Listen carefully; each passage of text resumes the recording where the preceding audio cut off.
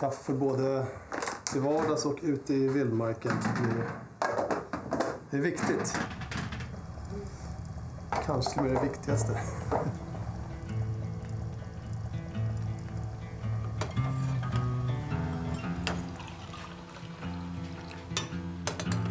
Hur många resdagar har du på ett år? Jag har ingen aning. Det känns som att jag är ute hela tiden nästan. Varje månad är man ute på någonting i alla fall. Ja, jag tänkte vi skulle in i Dalarnas största sammanhängande urskogsområde den här gången. Som heter Drevfjällen. Det här är ett riktigt fint område med stora vidsträckta gammelskogar. Så det handlar om en skogstur. Vi kommer att vandra in, tänker jag, först. In i naturreservatet här. Och sen så tänkte jag faktiskt att jag skulle ta med packraften och paddla tillbaks. Så att en kombinerad vandrings- och paddeltur kommer det bli. Så vi kommer utgå ifrån Drevdagen här, tänkte jag.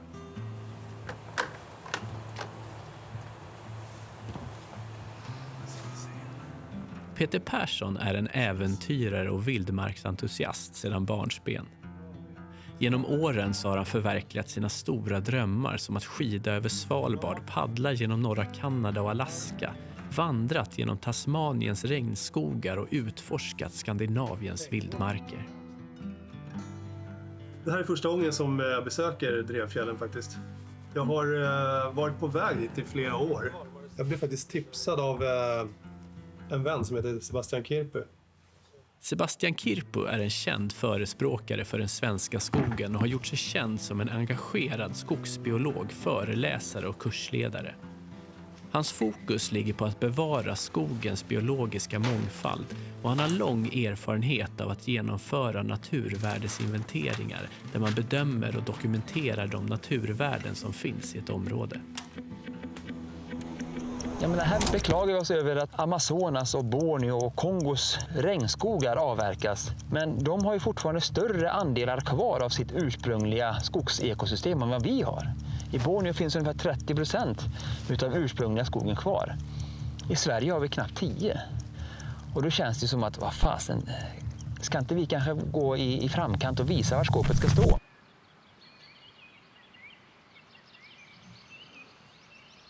Drevfjället är ett vidsträckt och väglöst vildmarksområde söder om Idre och som gränsar till Norge. Här finns Dalarnas största sammanhängande urskogsområde med unik natur, värdefull vildmark och tallar som är äldre än 500 år. Peter har stämt träff med Sebastian vid Eriksknutsåsens fågeltorn. Det ligger mitt i hjärtat av den svenska urskogen och är en plats som Sebastian ofta återkommer till.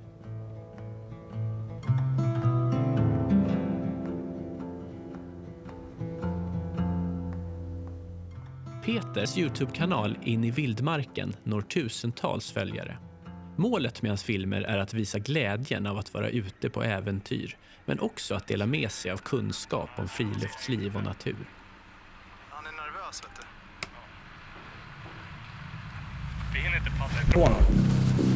Har din björnspray redan? Jag drar säkringen nu. Nu kommer han här. Vänta. Hej! Hej! Hej, Bur! Hej, Björn! Bort med dig! Bort! Försvinn! Gå Ingen fara! Ingen fara! Bort! Gå härifrån! Gå härifrån! Gå härifrån! Nej, Fredrik, vi kastar... Nej, vi kan inte göra det. Gå Gå härifrån! härifrån! Gå härifrån! Du får backa ut. Gå härifrån! Padden! Upp! Hej! Ja, bra. Ja, det är bra det. Försvinn! Du, hade vi vänt oss om och kutat där, då hade han attackerat oss. Ja. Skulle jag stöta på en björn nu så får jag absolut inte springa.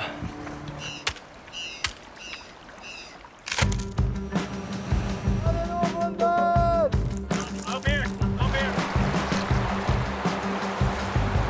Det här kommer bli riktigt farligt!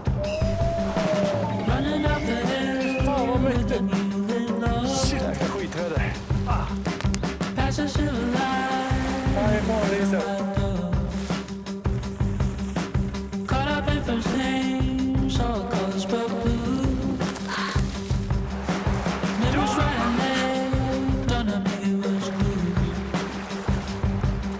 Surrounding everything, nothing white smoke. Rings of ornaments, out of leaves and fine strokes. Helplessly engaged in a game of nowhere. Jäkla Bamse! Sweet and bitter taste, whips follow the trend. Sweet and bitter taste, sweet and bitter taste.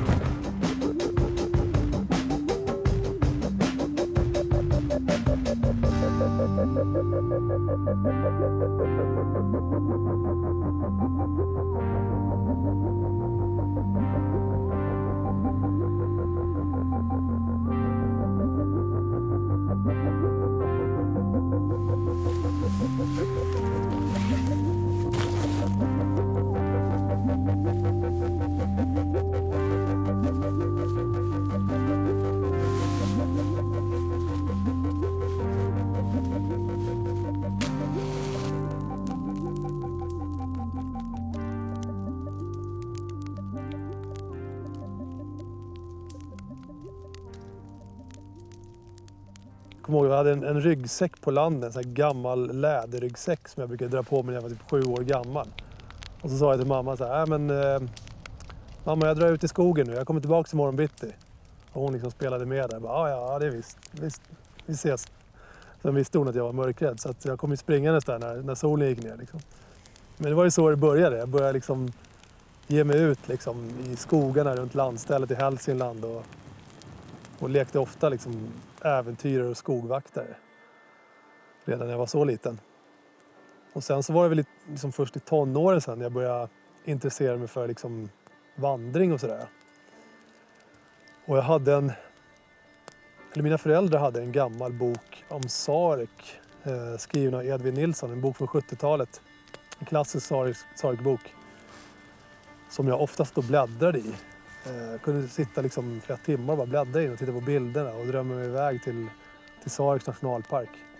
Och jag satte upp ett väldigt tydligt mål där när jag var väl någon gång i tonåren i alla fall.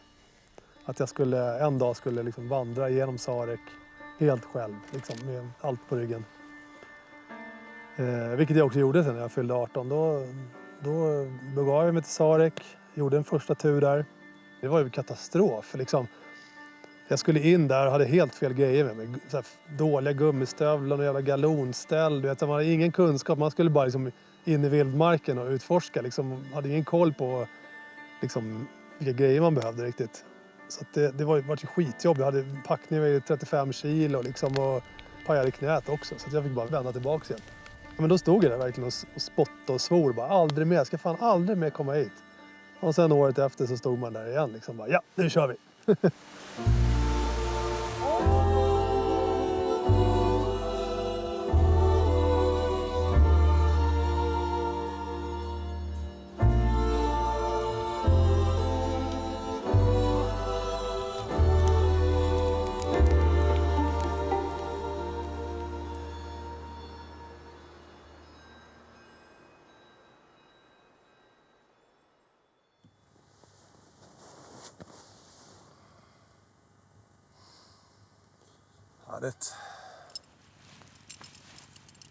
Man är ju liksom tacksam för det man har när man kommer hem. Liksom den lyxen och så här. Jag gillar ju kontrasterna. Att liksom man lever det här ordnade livet hemma med all lyx man har omkring sig. Rinnande vatten och mat på bordet hela tiden. Och uppvärmda hus. Och sen lämna allt det där bekväma och ge sig ut i skogen. Och sitta vid en eld. Ja, då känner man att man lever liksom.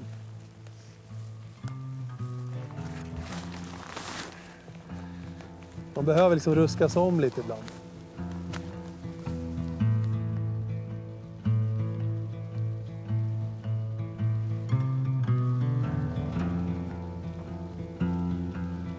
Hur många har varit helt ensamma i över ett dygn? Det är nog inte många som har varit det. Alltså utan telefon, utan att prata med någon. Liksom. Det är mycket som händer uppe i skallen när man är själv. Liksom, och man hinner fundera ganska mycket och lära känna sig själv.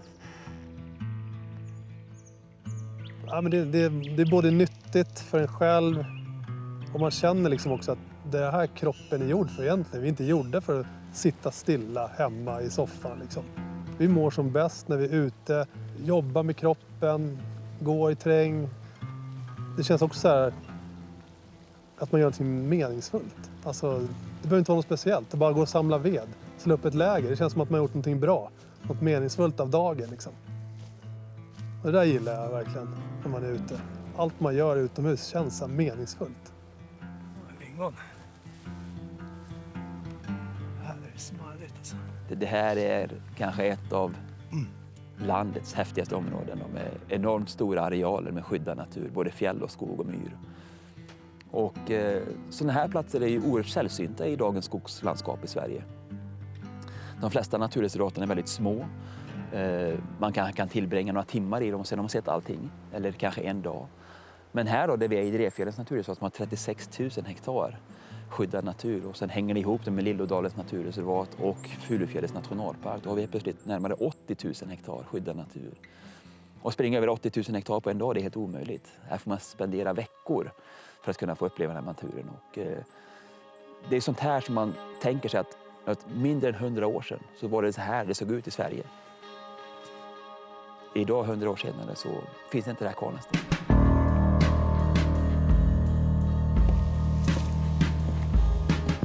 Jag heter Sebastian Kirpo. Jag kallar mig själv för skogsbiolog. För för att jag har jobbat med att inventera naturskogars miljöer då, i 25 års tid. De flesta människor kanske är så att jag vill inte bråka, jag vill inte störa. Jag stör gärna om det är någonting som är jävligt dumt. Är det någonting som är bra, då är det ingen idé att störa ju. Men är det någonting som är dumt så går jag gärna in och stör där. På både gott och ont också då.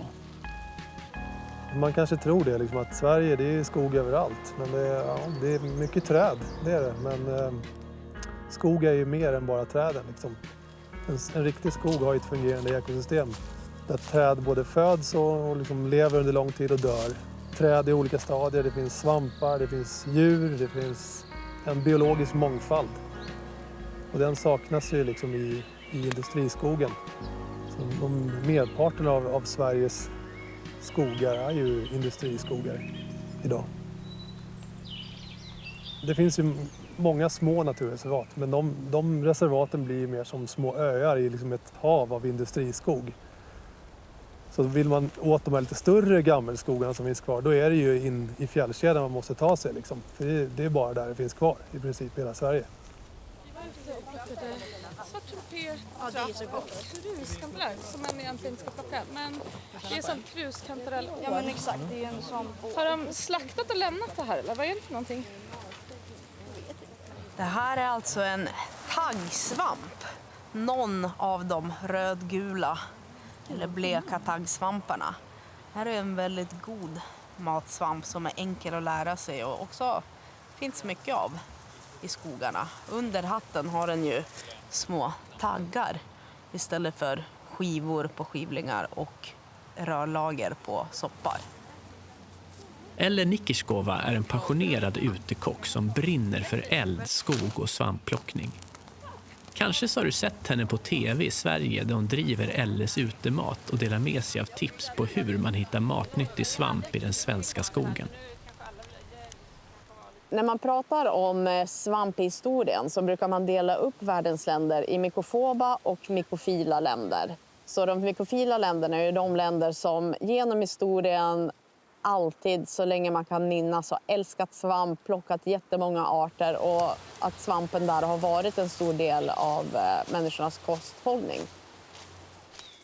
Och så finns det de mykofoba länderna och i dem har man haft för sig att alla svampar är giftiga och inte alls bra för människan. Och Sverige är ju ett så kallat mykofobt land. Så man har under en lång tid haft massa förutfattade meningar om svamp som har gjort att Sverige idag kanske inte är det land som plockar mest svamp i skogen. Vi har hela 150 arter matsvamp i Norden. Och det är just det som jag håller på med då, att lära folk att plocka fler arter. Dels för att det är kul och trevligt att vara i skogen. Dels för att det är så otroligt hållbart att kunna plocka sin egen mat. Om man ska gå ut i en bra svampskog, då ska man helst gå ut i en äldre skog som har en variation av olika trädarter. Man ska ju alltid bara äta sånt som man vet vad det är eller plocka sånt som man vet vad det är för någonting. För det finns ju dödligt giftiga svampar, men de är mycket färre än många tror. Det finns en handfull, eller max 10 egentligen, arter som är riktigt giftiga. Som finns inom flugsvampsfamiljen och bland spindelskivlingarna. De slår ju ut våra inre organ. Så det är ett gift som långsamt tar ut lever och njurar och så vidare. Jaha, här är en lite ökare. Var det någonting tydligt där? Totalt finns det 10 000 arter. Så bland väldigt många arter är det väldigt få som är riktigt farliga som man kan dö av. Jag kanske 2 exemplar av varje svamp. Var det där samma? Om man vill undvika de farligaste giftiga svamparna, då ska man undvika att plocka helvita och helbruna skivlingar. Så det är alltså svampar som under hatten har skivor, det är ju skivlingar. Och alla de som är helvita, alltså vit fot, vita skivor och vit hatt, och helbruna, då har man undvikit de allra farligaste.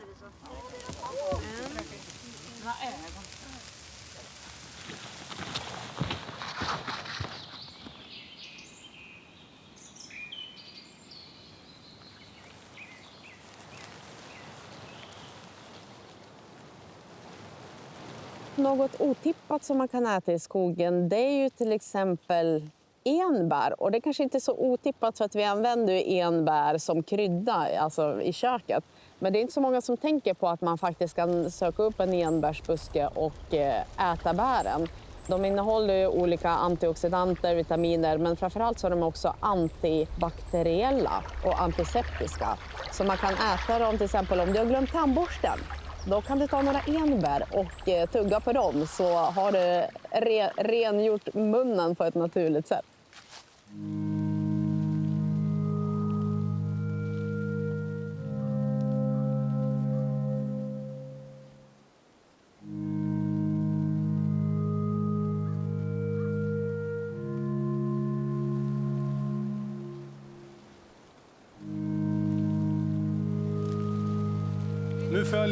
Nu följer vi stigen här, utnyttjar den och så kommer vi fram till jocken där vi ska lägga i sen. Det är spännande.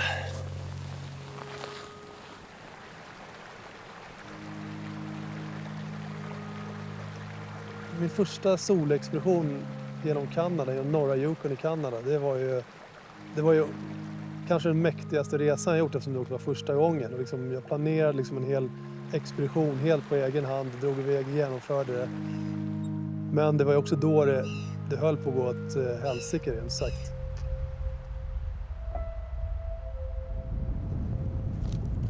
Då var man ensam igen då. Jag var väl ungefär en dryg vecka in i den expeditionen. Paddlade en flod som heter Blackstone River. Var ungefär 20-30 mil från närmsta civilisation. Då jag missbedömde en krök i en fors. Jag var väl lite trött så här på eftermiddagen och orkade inte gå i land och reka. Så att jag tog den här kurvan lite för sent. Så jag trycktes in mot kanten och där hängde det ut ett träd, en gran. Så jag fick den där granen rakt över bröstet och klämdes fast i min uppblåsbara kanot.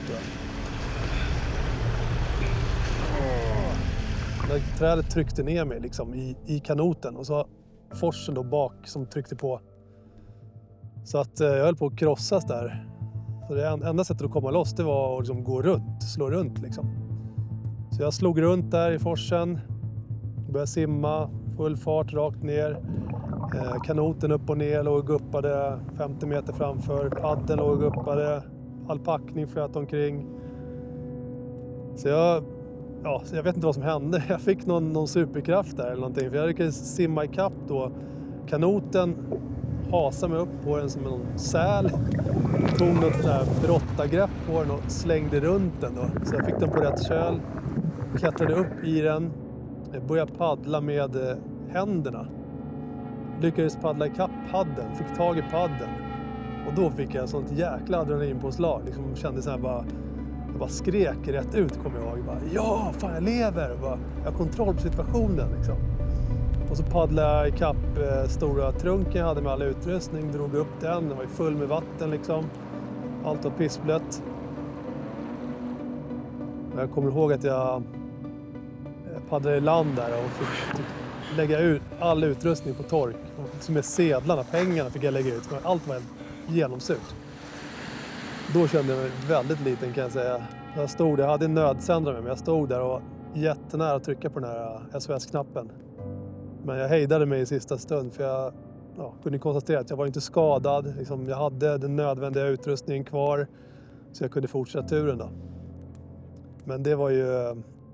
där och då så var det inte så roligt. Men så här i efterhand så var det ju verkligen en stor erfarenhet också. Jag lärde mig mycket av den turen. Och det var en fantastisk tur också genom den mäktigaste av vildmarker man kan tänka sig.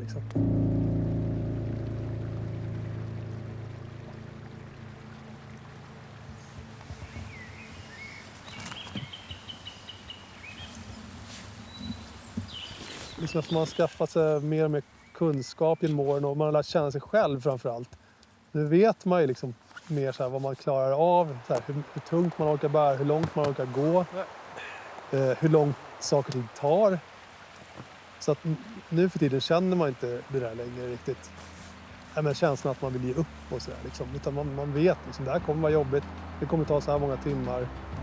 Men man är förberedd på ett annat sätt. Liksom. Och det är mycket mentalt. Liksom.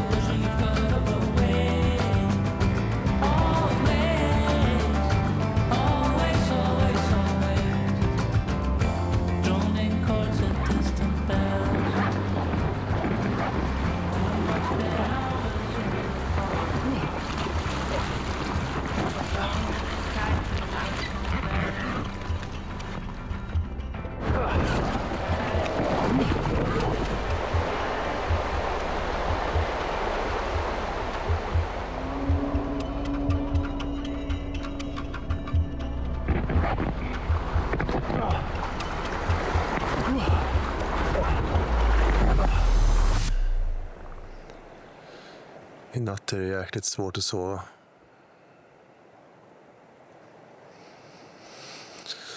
Lägerplatsen är lite halvkuslig. Tycker jag hör saker utanför tältet hela tiden.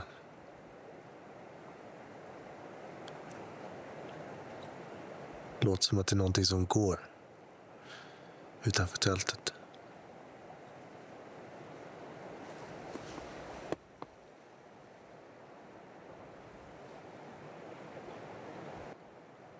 Get away!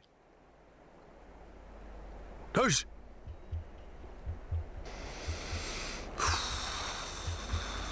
Ibland är man inte kaxig alltså.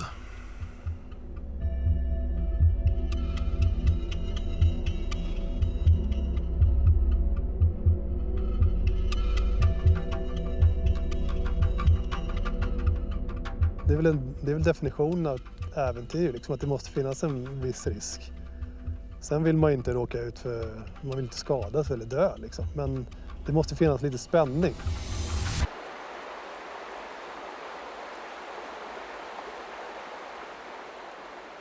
I början var det väldigt lugnt och sen så helt plötsligt var det stökigt och sen bara inom loppet av bara några sekunder så bara kaos liksom.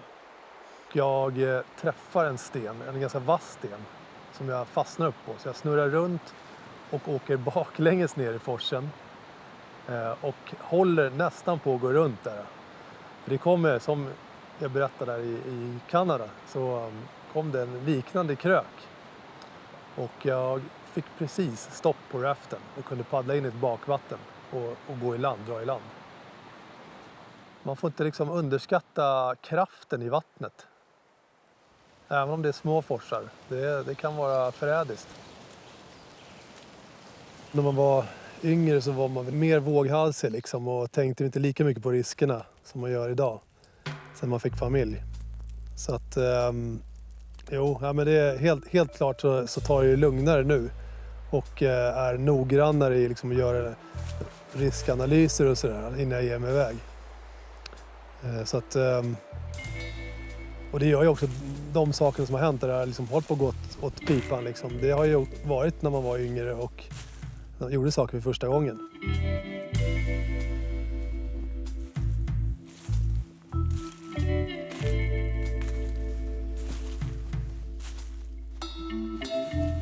Det är lite speciell stämning i en urskog. Jag tror att någonstans ens urmänniska känner liksom den riktiga skogen och att det myllrar av både fåglar och olika arter, djur och svampar. Tyvärr så finns det inte så många urskogar kvar i Sverige, så man får ju verkligen leta för att komma dit. Man vill i så stor utsträckning som möjligt sprida kunskapen om den gamla skogen. Och det finns ju folk som är mycket duktigare på det här än jag. Ett exempel är ju Sebastian Kirpy som kan i princip allt man behöver veta om den gamla skogen och hur vi kan bevara den. Jag var ju tvungen att säga upp mig från Länsstyrelsen i Dalarna på grund av att jag på min fritid engagerar mig för naturen. Och mina chefer skickar ett beslut till mig att vi förbjuder dig från att inventera skog på din fritid. Vi förbjuder dig att inventera arter på din fritid och skriva rapporter på din fritid. Jag bara, vad fan är det som händer? Är jag i Östtyskland under Stasi eller vad är det här? Så vi gick till facket, gjorde jag, och sen så stämde vi staten. Och vi vann i Arbetsdomstolen.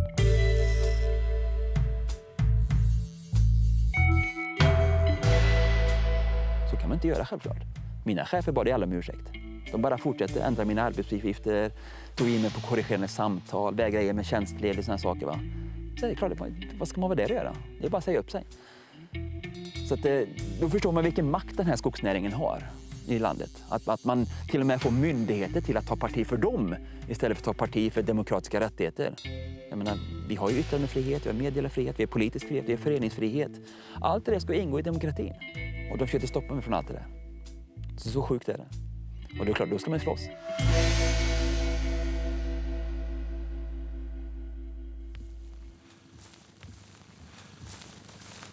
Ja, fy fan. Nu är man bra jävla trött alltså. Herregud. Intressant upplevelse. Vandra genom mörkrets timmen här. Klockan är 10. Det här var faktiskt en fin öppen plats. Så att nu är det bara upp med hammocken, ner i sovsäcken och lägga sig. Dricka lite vatten först bara.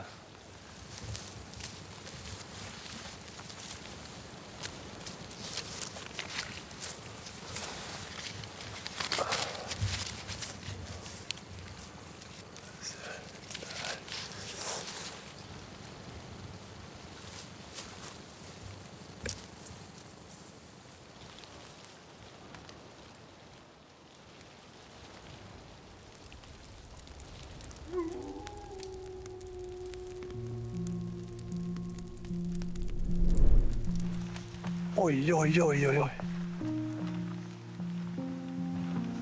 Ta vägen. Han kommer. Han kommer. Oh. Han är så nyfiken. Det här är helt fantastiskt. Det är alltså sista kvällen innan civilisationen. Och jag sitter här framför min lägereld och är omringad av vargar. Alltså, jag kan inte beskriva den här upplevelsen. Det är så stort. De stryker omkring här. De är i snåren här. Det är en som är jäkligt nyfiken. En stor, riktigt den största varg jag sett. Alltså, en stor svart. Jag trodde det var en svartbjörn först. De är inte ens rädda, vet du.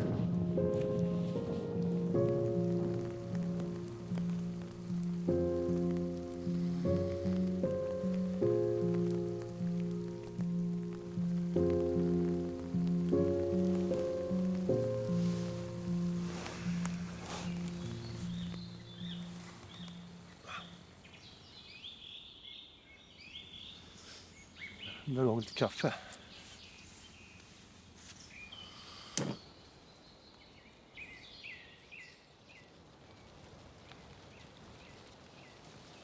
Ja, men nu ska vi leta oss fram till platsen där vi ska träffa Sebastian Kirpy. Vi har pratat mycket över, skrivit till varandra på nätet och sådär. Men det här blir första gången jag träffar honom. Jag känner mig lite nervös faktiskt, men det ska bli skitkul verkligen. För han är en stor förebild.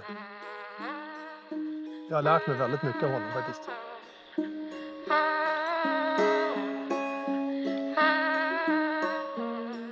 Ska vi verkligen vara herrar på täppan? Ska vi se oss som något annat än en del av flocken, levande organismer på planeten jorden?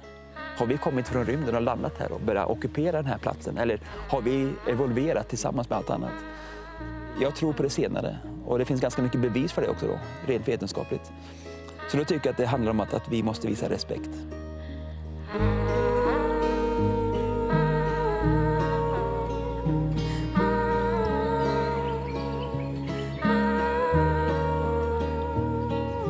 Vi måste ha politiker som vågar ta de här obekväma besluten. Och vi måste ha människor som vågar säga att okej, jag tänker ställa upp på det här. Jag vill att mina barn och mina barnbarn ska ha en planet att leva på i framtiden. Och om man då tänker att man är som förälder och inte tänker så om sina barn och barnbarn. Alltså, varför har man skaffat barn för? Det skulle jag vilja ställa frågan till en massa människor. Som bara fortsätter leva som om det ingenting har hänt. Men det finns väldigt tydliga tecken på, rent vetenskapligt, att det kommer se ganska mörkt ut för våra kommande generationer om vi fortsätter så här.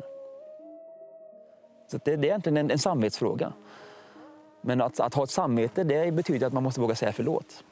Och det är väldigt få människor som vågar säga förlåt. Det är ett jätteproblem.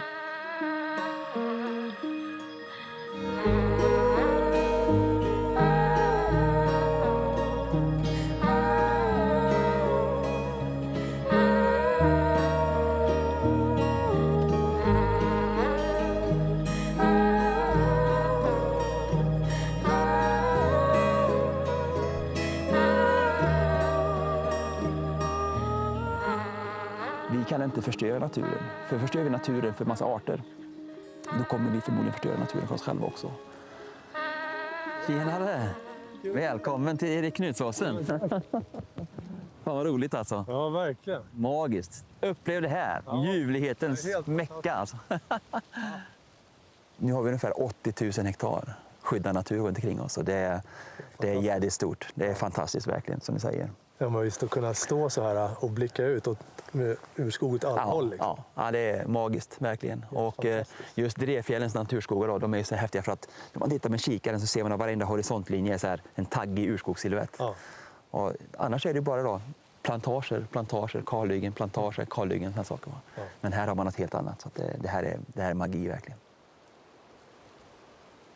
Ibland så har man en känsla av att det är någon som... Ja, man känner sig iakttagen. Liksom. Ja, den där känslan har man ju haft. Man får hoppas att det är älg i så fall. Ja. Inte ligger en sån där björn och slickar sig i munnen. Och... Precis. Men det är lite det som är spännande, att det är så sällan man får se någon björn. Liksom. Det skulle inte vara kul om man fick se det varje gång.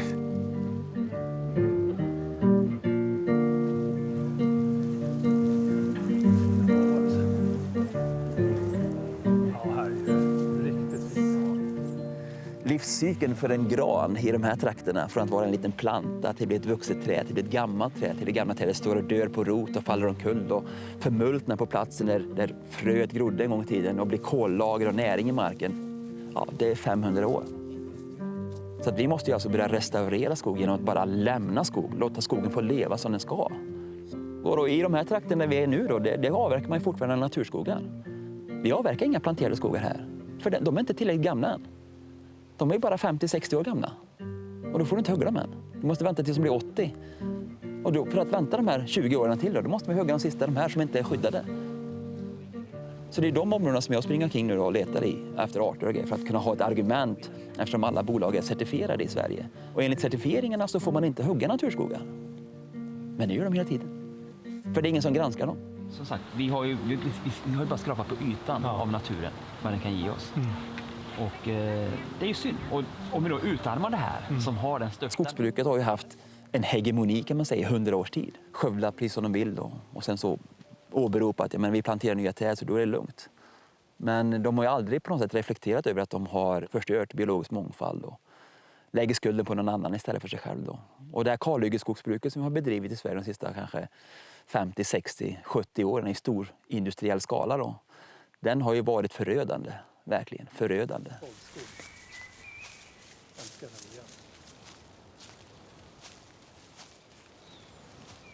Vi fick en ny skogsvårdslag 1993 och i den finns det då en lag som säger att sådana här fjällnära skogar som vi är i just nu då måste man söka tillstånd för att avverka sådana.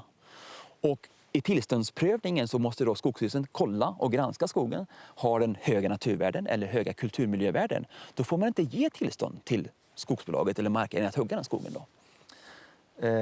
Den lagen använder inte ens myndigheten på 22 år. 2015 fick domstolen berätta för dem att ni måste följa lagstiftningen som myndighet.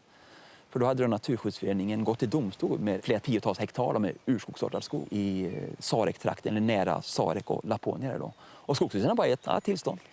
Och så gick det till domstol. Och domstolen sa, men det står i lagen att ni får inte ge tillstånd om höga naturvärden. Det här är en urskog för fan. Så att skogsvårdslagen har inte ens använts av myndigheten som är tillsynsmyndighet för skogsbruk och ska se till att lagen efterlevs. Förstår ni hur galet det är, eller? Det här är rena vilda västern. Vi har egentligen bara de här fjällnära skogarna kvar som är någon typ av ett ekologiskt funktionellt skogslandskap. Och det utgör en väldigt, väldigt få procent av det svenska skogslandskapet som i stort sett är havererat.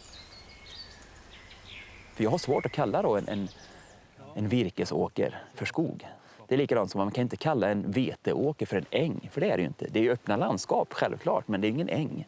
Den blommande ängen har ju en magisk mångfald av arter och blommor och insekter som pollinerar blommorna. Medan veteåkern har ju bara veteåker. Det är bara vete.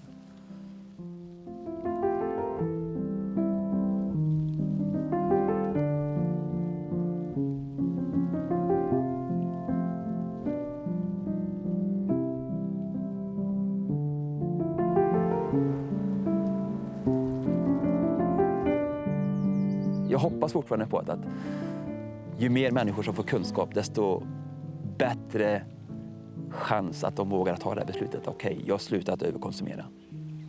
För överkonsumtionen, det är det som är grundproblemet för allting. Vi pratar ju om att vi lever i Sverige åtminstone som om det fanns 4 jordklot. Och då är man ju ute på jävligt tunn is alltså. Jag tror att kärnan är att man får vara där bara. Att vara ett med naturen. Känna sig delaktig. Känna sig som en varelse bland alla andra som lever och bebor den här planeten. Så att alla behöver inte bli inventerare. Alla behöver inte bli fågelskådare eller äventyrare. Men om man förkovrar sig lite så kommer man inte göra några dumma val i livet.